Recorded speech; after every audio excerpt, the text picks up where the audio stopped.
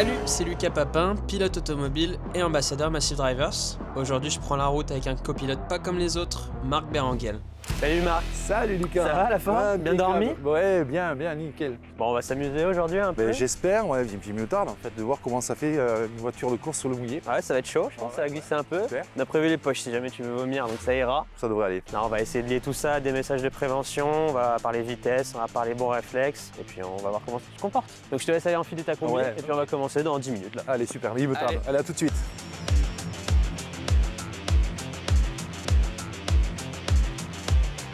Ok, donc pour ce premier tour, on va parler somnolence au volant. Bon, t'es prêt Marc? Ouais. Allez, c'est parti.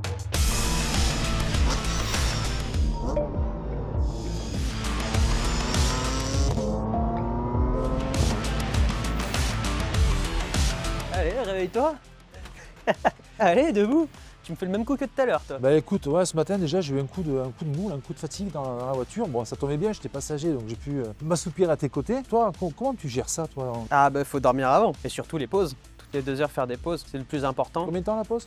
Oh, de 10 à 20 minutes, je pense que c'est l'essentiel. Quand tu es dans la voiture et que tu as ces signaux-là, comment tu les détectes, comment tu les vois, comment tu les ressens? Nous, dans la voiture, c'est surtout qu'on sent qu'on est plus focus uniquement sur son pilotage. Et quand on se met à penser à ce qu'on va manger le soir, c'est pas bon signe en général. Souvent, on le sent pas arriver cette fatigue. C'est pour ça que c'est important de faire des pauses régulièrement et anticiper le danger, encore une fois. Et même si c'est à 2 km de la maison, si on a ces signaux-là, il faut s'arrêter, il faut pas pousser, il faut pas jouer.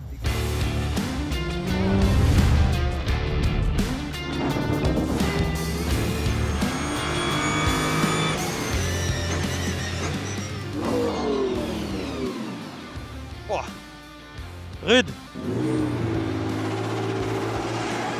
Ça va? Ça va. Ah, ça bouchonnait devant, je pouvais pas faire mieux. Sur l'autoroute, quand on arrive à 130, c'est pareil. Là, on est à peu près à la même vitesse.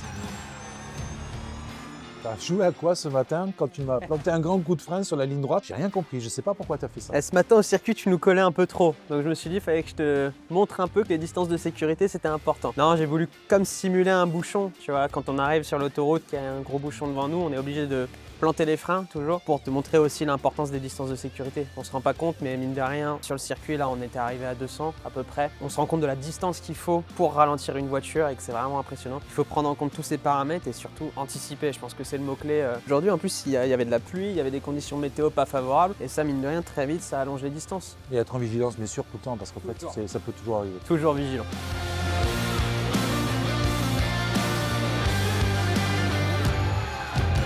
Alors ce matin, toi, tu m'as fait un coup, hein, tu m'as fait un freinage un peu d'urgence, voilà, comme ça, pour me montrer des choses. Et puis moi, j'ai voulu m'amuser à te distraire. Je rêvais de faire un tour de piste avec Lucas qui est à côté de moi. Lucas, tu fais un petit coucou à la caméra.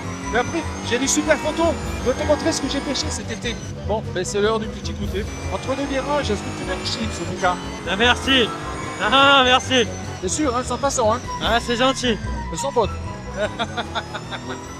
T'es détesté pour ça. Mais j'ai cru que tu allais arrêter la voiture et me sortir de la voiture tellement c'était Ah, c'était perturbant le pour projet, toi. ou au moins ton téléphone, je voulais qu'il sorte. J'en pouvais plus. Ah oui, donc en fait, j'ai passé mon temps à essayer de te faire semblant ou à faire des selfies. Et pendant que tu pilotais, c'était juste improbable. Je parlais beaucoup et je disais beaucoup de choses. Ça te déconcentrait. Après, j'ai voulu te faire manger des chips. Enfin, moi, j'ai fait plein de choses justement pour t'embêter. Dis-nous comment ça t'a perturbé. Le et qu'est-ce que bruit, ça t'a fait. c'est insupportable quand on est concentré sur son objectif.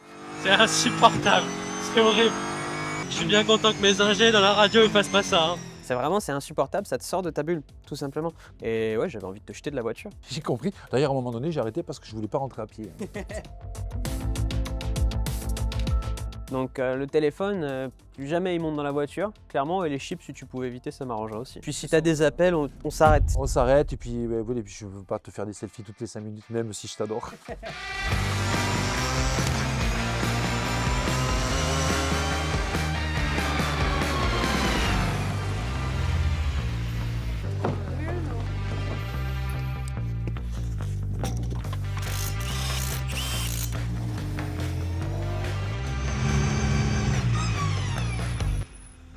Oh, il s'est passé quoi là? Ah aussi, tu te rappelles le moment où le piéton il a traversé là devant, Ah, il s'est passé quoi là? juste avant la Il faisait fin. quoi?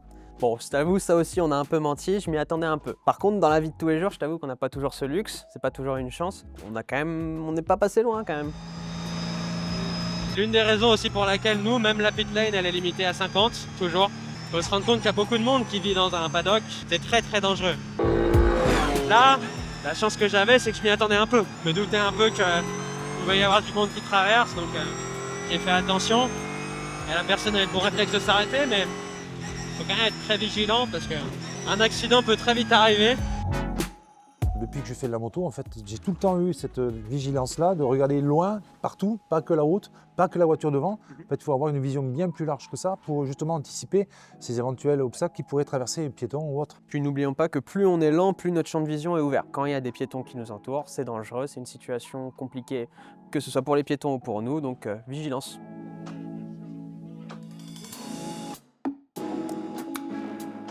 Bon, on vient de faire quelques tours là, mais en fait, j'avais envie de te lancer un défi. Un premier tour, tu le fais comme tu sais le faire, en mode compétition, en mode rapide. Et ensuite, on essaie de faire un tour en mode éco-conduite. Et puis, comme ça, on verra les niveaux de consommation, parce qu'au bout du bout, c'est quand même un petit peu ça l'objectif. On va voir le différentiel qu'il peut y avoir entre une conduite apaisée et une conduite sportive. Ok, très bien, on va faire ça. Allez Marc, c'est parti. On va faire un tour avec une forte consommation. Là, typiquement, pour consommer, il faut vraiment prendre des hautes vitesses, aller vite, aller haut dans les tours, exactement. Faire des freins tardifs, vraiment il faut un peu taper dans la machine. Ce qui est ni bon d'ailleurs pour la voiture, ni pour votre consommation, clairement. On passe la ligne, donc on est à 1,5 litre du tour. Maintenant, on va faire une conduite beaucoup plus souple. On va utiliser le moins possible les freins, on va se freiner avec la boîte de vitesse. Et on va faire beaucoup de lift, ce qui consiste à juste ne pas mettre de gaz ni d'axel. On va rouler très tranquille. Allez, on passe la ligne. Écoute Marc, c'est impressionnant. On a gagné 1 litre, là on est à 0,5 litre du tour. Et tout à l'heure, on était à combien? On était à 1,5 litre pour le tour. Ça veut dire qu'on a gagné 1 litre Ah ouais, en 3,5 km à peu près. énorme. C'est vraiment énorme. Et ça consiste en quoi concrètement le fait de dire je conduis en mode éco-conduite pour un pilote de course? Alors pour un pilote de course, ça consiste surtout à faire beaucoup de relâchés de gaz et beaucoup de roues libres, avant les freinages surtout. On peut appliquer ce principe aussi sur la route. On va utiliser le frein moteur aussi, qui est très important, qui va permettre de ralentir la voiture. Moins on utilise les freins aussi, mieux c'est-à-dire qu'on a fait beaucoup de roues libres. Pas besoin d'aller très haut dans les tours minutes, pareil, ça fait souvent consommer pas mal la voiture. Donc voilà, il y a plein de petits détails dans ce genre qui font qu'on consomme beaucoup d'essence pour peut-être pas grand-chose. Et en plus, on l'a bien vu, même toi tu l'as vu, ça te brassait beaucoup moins dans la voiture, c'était beaucoup plus souple. Je peux te dire que le fait d'enrouler comme ça, c'était bien plus confortable, je confirme. Bien plus. Bon alors Marc, t'as kiffé? Ah écoute, il y a des moments c'était super, j'ai adoré, et puis des moments j'étais un peu plus en dedans, bon, c'est normal, j'ai pas l'habitude, j'ai pas ton expérience, mais franchement un grand merci à toi parce que c'était génial. Très important je pense de lier des messages avec une telle voiture, de parler prévention auprès des jeunes, moi ça me fait plaisir. En tout cas c'était un super moment, je suis content que toute l'équipe Massif ait pu découvrir ça. Ouais, super, écoute merci.